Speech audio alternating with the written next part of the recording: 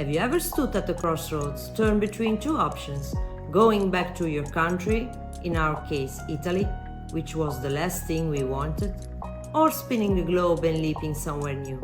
This was the bombshell my partner's company dropped. But life has a way of presenting challenges, right? That's where I found myself after 3 incredible years in Bangkok, a place that had become my sanctuary. Would we find another place to call home, or would we always be chasing the next destination?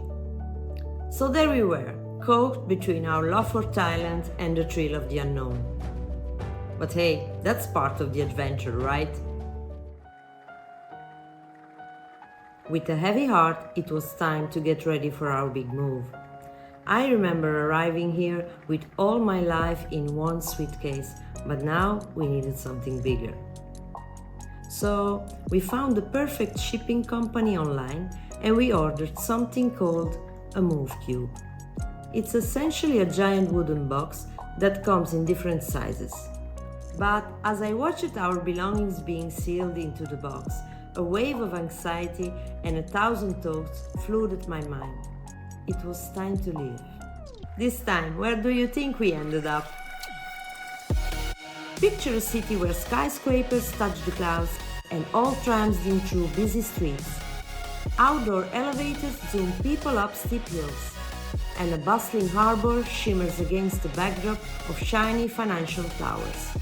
Ancient temples nestle between modern buildings.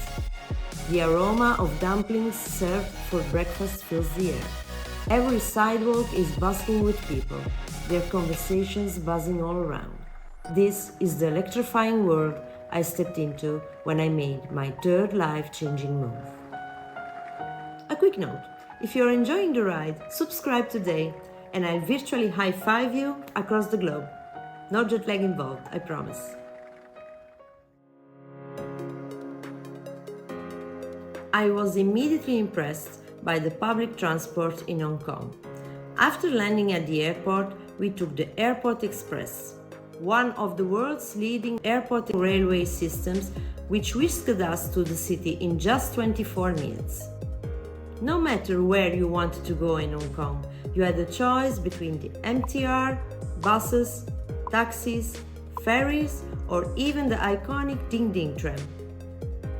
Funny as it may sound, it's known as the Ding Ding because of the sound it makes to alert pedestrians. Every corner of the country was covered by transport services, making it incredibly easy to get around. Wow, another place where you can forget about having a car. Ever wondered what living in Hong Kong is really like? Never having been there before, I did some serious online detective work to figure out where to live. We would have liked to live on Hong Kong Island, but my partner's office was on the mainland. Spending over an hour and a half each day just to get to work wasn't ideal, so we decided on Mongkok, a place halfway between the island and the office. The company provided us with a housing budget of $3,200, which I thought was a lot, especially after living in Thailand on a $600 budget. However, I was shocked to see that almost all the apartments we could afford were really tiny, and by tiny I mean around or less than 400 square feet. It was like moving from a palace to a shoebox. In just 4 days, I found an apartment. By scrolling for hours like crazy through Facebook Marketplace and sending around 50 messages a day. It was like speed dating, but for apartments. I was absolutely stunned by the prices at the supermarkets.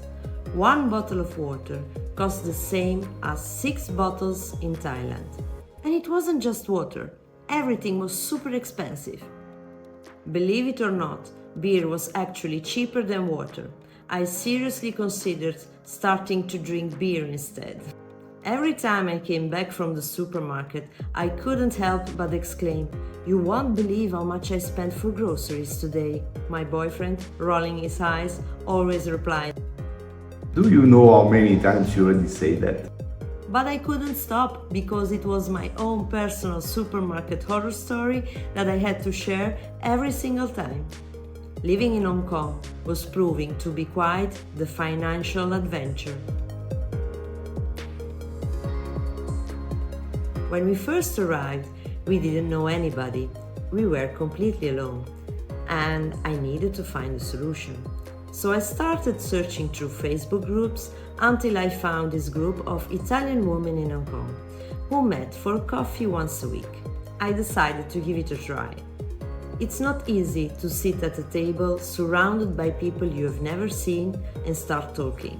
I needed something stronger to drink, but at 10 a.m. it was a little bit too early, don't you think? After my first coffee meeting, I came back home feeling pretty discouraged. They all had kids, but I didn't. So the conversations were all about their children and their problems with their helpers. But I didn't even have a helper either. It felt like I crashed the wrong party. I sagged at the thought of going back. But I figured I should keep trying. Maybe next week I'd meet someone who wasn't there the week before. And guess what? That's exactly what happened. I met two amazing girls the next time I went. We clicked instantly, like puzzle pieces. We started doing everything together, and they gave me useful tips for a newbie in Hong Kong. We formed an incredible friendship that continues to this day. Who knew a simple coffee could lead to such a great adventure? Remember my eternal tourist visa status in Thailand? Of course it was the same here, but it was time to fix this. So in May 2019, we finally got married. And guess what? One day after I got my spouse visa, I found a job. Yuppie! You cannot imagine how happy I was. Without any kind of experience, I became an assistant teacher for lower and upper primary schools. I helped with science lessons, cooking classes, and chess games. Imagine me teaching kids how to cook when I couldn't tell a dumpling from a dim sum. Every week I had a program to follow, traveling around Hong Kong schools with my trusty trolley. It was an amazing experience, and I really needed to work again. Who knew a new visa and a quick job hunt could change everything? By the way, what's brewing in your head? Let me know in the comments. Hong Kong can be so crowded that it sometimes feels hard to breathe. What I truly loved about this place was hiking. Escaping from the city's hustle and bustle and finding peace and natural beauty. Some trails took me up steep hills with panoramic city views, while others led me to hidden waterfalls and quiet sandy shores. It was like stepping into a whole new world. But then something happened that I will never forget. It all started when a new law was proposed called the Extradition Bill that made people in Hong Kong very worried.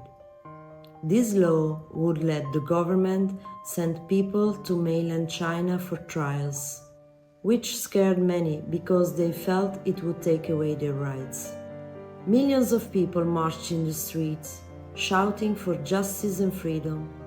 This was only the start of their big fight to keep their rights safe. Across Hong Kong, colorful lantern walls appeared, covered with post-it notes of hope, resistance and unity, showing the people's strong spirit and wish for freedom. In July 2019, at Yuen Long Station, armed men attacked people, and the police were very slow to help. This frightening event strengthened the people's determination to stand up against injustice. In August, over 200,000 people formed a human chain across the city. Inspired by the Baltic Way, this peaceful act symbolized their unity and hope.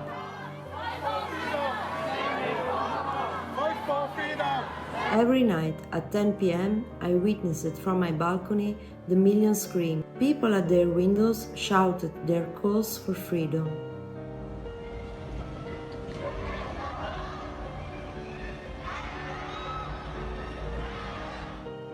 Watching all this firsthand, I felt an overwhelming mix of sadness and huge admiration. The people of Hong Kong showed amazing strength and bravery. Their spirit left a profound and lasting impact on me. Each day became more challenging, and at times it was even dangerous to go outside. It was time to make another big decision. I'm really grateful for the chance to have lived in Hong Kong and learned its ways. It changed me, it made me stronger, even if this move didn't have the magic of our previous one. So, we took a huge risk.